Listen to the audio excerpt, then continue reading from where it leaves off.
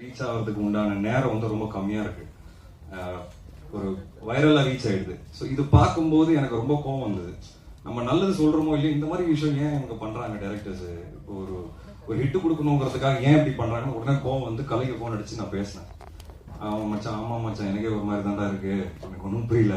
டேய் நீதாடா படம் பண்ணிருக்க, உங்க என்னடா புரியல அப்படின்னு. ஆனா அவன் கதை சொல்லும்போது அப்படி இல்லடா, அப்படி நீ பேசினேன் டைரக்டர் கிட்ட பேசினேன், ஆனா அந்த மாதிரி எதுவும் இல்லை படத்துல அப்படின்னு சொல்றாரு அப்படின்னு சொன்னான்.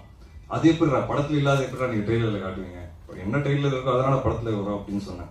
இல்ல மச்சான் அவன் சொல்றான், சரி நம்பவும் பார்ப்போம் அப்படின்னா. எனக்கு பிடிக்கல மச்சி இதெல்லாம் பண்ணாதடா அப்படின்னு சொல்லி போனை வச்சேன். அதுக்கப்புறம் உங்க பிரஸ் மீட்லாம் வீடியோஸ்லாம் பார்க்கும்போது பயங்கரமா காரசாரமான கான்வர்சேஷன்லாம் நடந்தது, அதுவும் பார்த்தேன். உங்க கோவம் எல்லாமே நியாயமா இருக்குன்னு கூட நினைச்சேன். அதுக்கப்புறம் திடீர்னு ரிவ்யூஸ் வரும்போது அதுக்கு முன்னாடி அவர் விக்னேஷ் வந்து பேசின விஷயம், இந்த மாதிரி படம் நல்லா இல்லைன்னா செருப்பால கூட அடிங்க அப்படின்ட்டு, அதுவும் பார்த்தேன். இந்த டேரக்டர் இப்படி